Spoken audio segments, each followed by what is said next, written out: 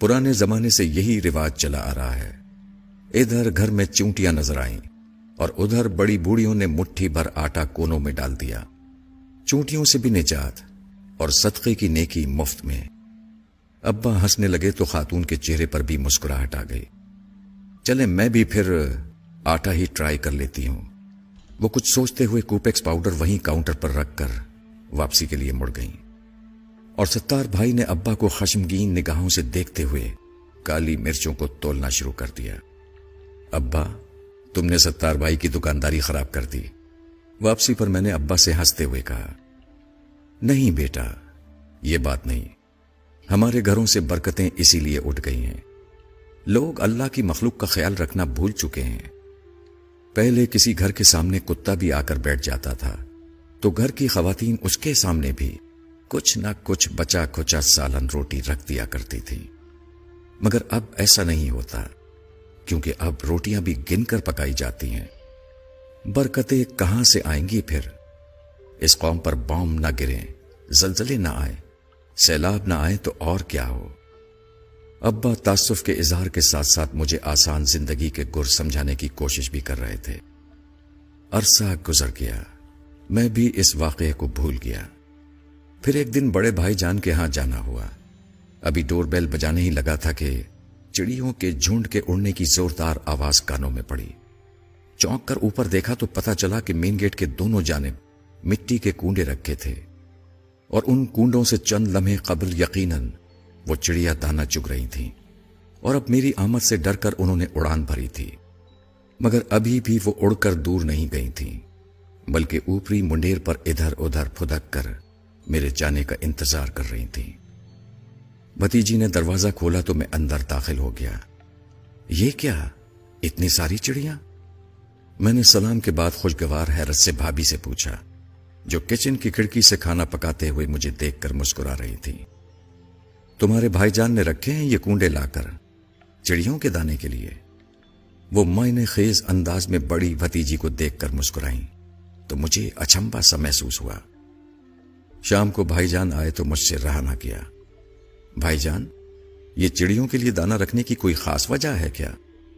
नहीं, बस ऐसे ही। अच्छा होता है, सदका देते रहना चाहिए। भाईजान ने आहिस्ता से समझाया, ये बहुत जरूरी होता है, खुसूसन जिस घर में बेटियां हों।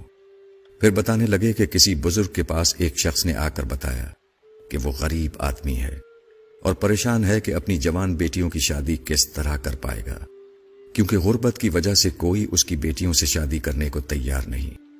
बुजुर्ग ने मशवरा दिया कि रोज 200 भूखों को खाना खिलाओ, तुम्हारा मसला हल हो जाएगा। गरीब आदमी मारे एहतराम के बुजुर्ग को तो कुछ ना बोल पाया, अलबत्ता आस्ताने से बाहर आकर ज़ारो कतार रोने लगा। पास से गुजरते हुए किसी दाना ने पूछा, रोते क्यों हो? गरीब ने जवाब दिया, गुर्बत ने पहले ही मार मार कर अधमुआ किया हुआ है और सरकार ने फरमाया है कि रोज 200 भूखों को खाना खिलाओ, तब बेटियों की शादी मुमकिन होगी। दाना आदमी मुस्कुराकर बोला, भले आदमी, भूखा क्या सिर्फ इंसान होता है? अल्लाह की मखलूक छोटी हो या बड़ी, भूख तो सबको सताती है। अगर तुम एक मुट्ठी आटा भी चूंटियों को डाल दोगे तो समझो तुम्हारा सदका हो गया। दाना आदमी तो ये कहकर अपनी राह चल दिया और गरीब अपनी नाकिस अकल पर हंसते हुए अपने घर को चला। कुछ अरसे बाद ही सदके की बरकत से न सिर्फ वो अपनी बेटियों के फराइज से सुबुकदोश हुआ, बल्कि घर में भी खुशहाली आ गई। भाईजान जिस वक्त ये वाकया हमको सुना रहे थे, मुझे अब्बा की मुट्ठी भर आटे वाली बात याद आ रही थी। मैंने आने वाले दिनों में देखा कि भाईजान ने अपनी चारों बेटियों की शादियां उनकी सही उम्र में बिल्कुल दुरुस्त मौके पर कर दी। शायद इसीलिए जब मैंने अपना घर लिया तो सबसे पहले अपने दरवाजे के पास चिड़ियों के लिए दाना रख दिया। कई बार घर बदला, हर बार ये चिड़िया, कबूतर और कव्वे मेरे रिस्क की आसानियों का सबब बनते रहे। बीमारियां भी आईं, परेशानियों ने भी घेरा तंग करने की कोशिश की, मगर हमेशा ये परिंदे मुझे आसरा देते रहे। इन्ना माल उसरे युसरा के माने समझाते रहे।